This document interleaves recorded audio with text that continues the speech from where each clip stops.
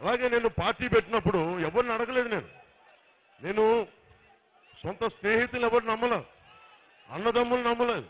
వస్తారో లేదో నాకు తెలియదు. దేనికి వచ్చాం? అరే రాష్ట్ర విభజన జరుగుతూ ఉంటే 96లో ఎవడో బీజేపీ వాడు వచ్చి ఇక్కడ మనం అడ్డగోలుగా విడదీస్తే మాట్లాడే దమ్మని ఎంపీ ఎమ్మెల్యే ఒక్కడు లేడు. ఆ రోజున అడ్డగోలుగా విడదీస్తుంటే మాట్లాడేవాడు లేడు.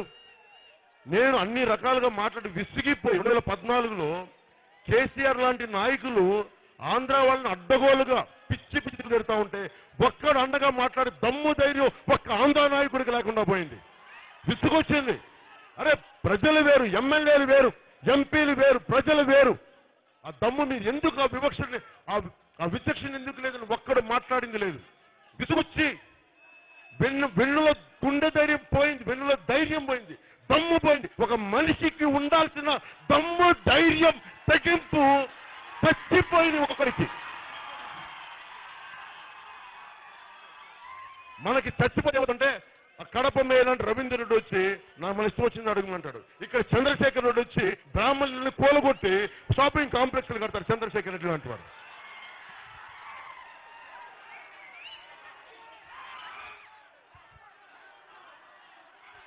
ఇది మనం అవినీతి అరాచకం జరుగుతున్నప్పుడు ఏం చేయాలి? మనిషి అన్నవాడు ఎదురు తిరగాలి. నేను భయపడే వ్యక్తిని కాదు. రాత్రికి రాత్రి అద్భుతాలు జరిగితే నేను ఎక్స్పెక్ట్ చేయను. మార్పు సహజంగా రావాలనుకుంటాను.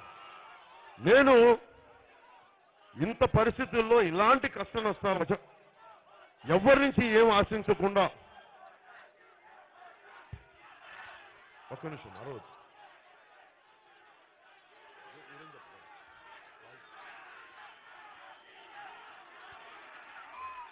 నేను ఇన్ని ఇబ్బందులు పడి పార్టీ పెడితే నేను ఎవరిని రమ్మని చెప్పాలి పార్టీలోకి?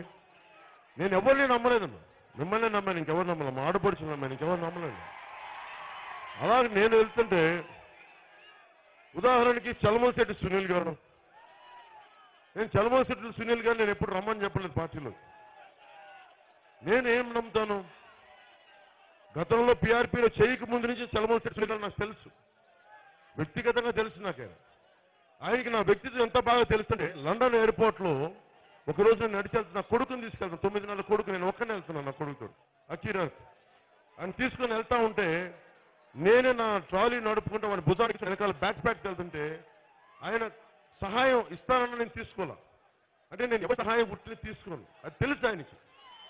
అలాంటి నన్ను అంటే మనం మార్పు తెస్తామంటే నన్ను ఎవరు వస్తే సహాయం చేయండి, అంతేగాని విఘాతం కలిగి ఇబ్బంది పెట్టకండి.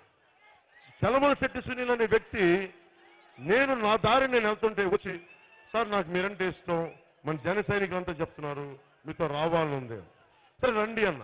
అలా కాదు, నేను కొన్ని 2 నెలల తర్వాత వస్తానంటాడు. ఏంటంటే దసరా, ఆ తర్వాత ఉగాది, ఇట్లాగా 6 నెలలు చేసుకుంటూ వెళ్ళిపోయి నన్ను వేరే దృష్టికి వెళ్ళని ఆయన రాలేదు.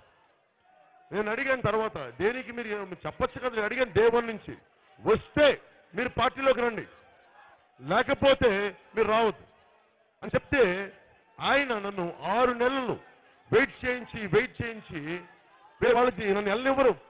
జ్యోతుల వెంకటేశ్వరరావు గారిని ఆ రోజు ఎంపీ అభ్యర్థిగా నిలబెట్టేసేవాడిని. ఆ రోజునే 6 నెలల క్రితమే ఆయనకు మంచి సమయం దొరికే తిరగడానికి. ఈ చలమలశెట్టి సునీల్ గారికి ఏం చేయాలి? తాను ఉపయోగించుకోవడం, ఇద్దరు వాళ్ళు ఉపయోగించుకోను. ఫైనల్ గా వెళ్ళిపోయి టీడీపీలో జాయిన్ అయ్యారు.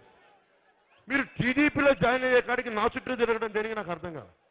మీరు తప్పుడు సంకేతాలు పంపించడం దేనికి? అరే ఇన్ని సంవత్సరాల తర్వాత, ప్రజారాజ్యం పార్టీ తర్వాత నేను ఒక్కడిని రోడ్ల మీదకి వచ్చి కోట్ల సంపాదన వదిలి ఎందుకు వస్తాను రోడ్ల మీద? ఈ దగాకోరు అవినీతి ఫ్యాక్షన్ రాజకీయాలకి ఎదురుంటానని వస్తాను. కష్టమో నష్టమో కింద పడతానో మీద పడతానో అండగా ఉంటాను. ఇక్కడ నాతో పొలిటికల్ గేమ్స్ ఆడతారు నాతో. మీకు చంద్రబాబు గారి పల్లకీలో మొయ్యాలంటే మొయ్యాలి, ఎవరు కాదన్నాడు. నా దగ్గరికి రావడం దేనికి?